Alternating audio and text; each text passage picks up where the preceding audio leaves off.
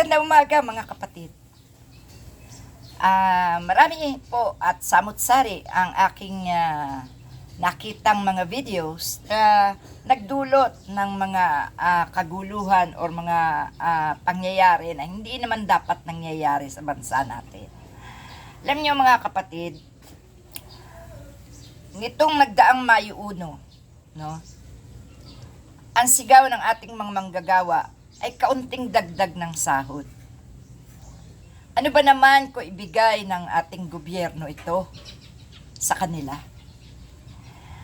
Ang ating mga manggagawa ay taon-taon lamang humihingi ng karagdagang sahod at kapag naman naibigay na, sila ay tahimik na. Pero sa nangyayaring ito, mas marami talaga ang nawawalang pera ng gobyerno na hindi naman sa mamamayang Pilipino napupunta. Wala naman tayong ganong proyekto na napapagmasdan, kundi yung mga dati nangyari, dati nang gawa at maayos pa ay muling sinisira at dyan napupunta ang pondo ng bayan na ipinamamahagi sa lahat ng nasasakupan ng bawat local government. Bakit itong ating mga gagawa ay hindi pinakikinggan ng ating gobyerno? Samantalang higit na mas nakakatulong ang mamamayang Pilipino sa pag-aakyat ng pondo ng bayan na kanilang pinakikinabangan. Ano ba naman yung kaunting dagdag sa sahod na hinihingi ng manggagawang Pilipino? 200 pesos. Ipagpalagay na natin 90 million ang may trabaho, no? For example, 90 million ang may trabaho. 200 pesos lang naman, i-times mo sa 90 million. Yes, hindi naman totaling ang company, ang gobyerno ang nagpapasweldo. Ang company naman, di ba? Tulungan na lang ng gobyerno ang mamamayang Pilipino na padagdagan ang sahod ng mga manggagawa. Hindi dapat aabot sa ganito ha? Hindi dapat aabot sa ganito. Panoorin nyo to mga kapatid. Panoorin nyo itong nangyayaring ito. Ayan.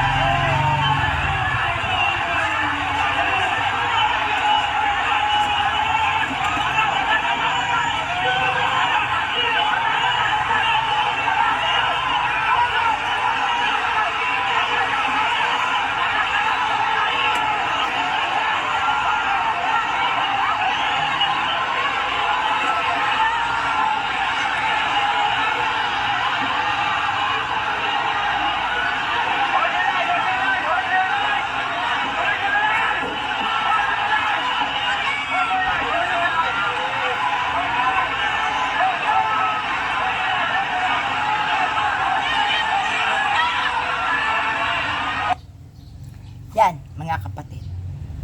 Tayo ba'y natutuwa na makita natin na ganito? Pilipino sa Pilipino, no? Nawawala ang respeto sa bawat isa. Nawawala ang kanilang tiwala sa gobyerno kapag ganito. Dapat walang anti-government kung maganda ang pamamalakad ng gobyerno. No? Tayong lahat ay nakafocus sa ginagawa ng mga Duterte. Pero, ang tunay na kahirapan ng mamamayang Pilipino ay nakakalimutan. Lahat ng vloggers nakatutok sa mga istorya ng mga Duterte. Hindi Hindi na nila nakikita ang ganitong sitwasyon. Nananawagan ako sa mga vloggers. Pwede po ba i-vlog nyo rin ang mga nangyayari sa ating bansa na kagaya ng mga mamamayang Pilipino na hindi na napapansin ng gobyerno dahil sa laban na ginagawa ng mga Duterte. No? Alam nyo, kung ang ating gobyerno inuuna ang kapakanan ng mamamayan, ng kanyang nasasakupan, walang ganito eh. Walang activist, walang magrarally. Pero dahil sa dami ng pagkakamali ng mga nasa gobyerno, no? Lalo na pagdating sa ikabubuhay, sa pinansyal, sa karapatan, no? Sa kabuhayan, ang bilihin, ang presyo ng bilihin, hindi kayang i-stop sa ganun na lamang na presyo. Bagkus dagdag pa ng dagdag. Alam nyo, sa nangyayaring ito, talagang ginagawa tayong palabigasan ng bawat umuupo. Lahat ng o nakaupo, ginagawa tayong palabigasan. Mula sa Kongreso, Senado, hanggang sa mataas na posisyon. Kung hindi man naghahangad ng panlalamang ang isang presidente, ang mga alipores ang gumagawa. Ang mga kagalamay ang kumikilos. Siyempre, hindi rin mawawalan dyan ang pinuno. Lalo na nga ba, kapag talagang makapangyarihan, no? At walang puso. Sa pagkakataong ito, kung hinaharap man sana ni Marcos ang mga laban kay Duterte, mas lalong harapin dapat ng kanyang manggalamay naman ang kailangan ng mamamayang Pilipino at saka ito i-endorso sa Pangulo. Wala eh.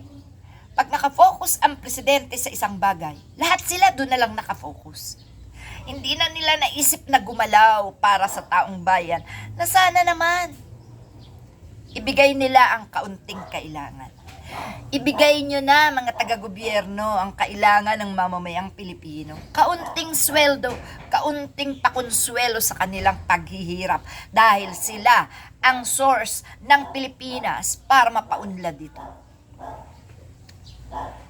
Kayo nga pinapasweldo eh. E di lalo na ang Pilipinas kayang pagandahin ng taong bayan kung kayong mga nasa gobyerno ay maayos ang pamamalakad, pananaw at pagtrato sa mga Pilipino, lalo na sa mga Pilipinong manggagawa. Bakit ang Chinese pinakikitahan nyo na maganda?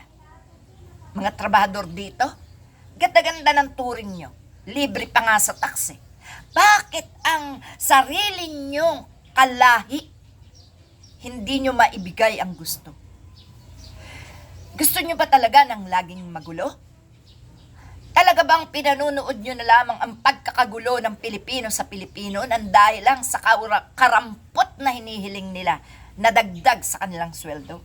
Ibigay nyo yan para walang gulo.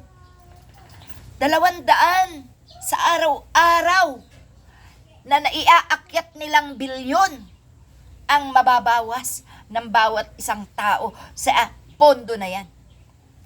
Nahinayang pa kayo? Kung di nyo naman kaya, bawasan nyo ang mga kinakaltas, pero ipagpatuloy nyo ang mga benepisyo. No? Tayong mga vlogger, isingit natin sa ating oras ang pabor para sa mamamayang Pilipino.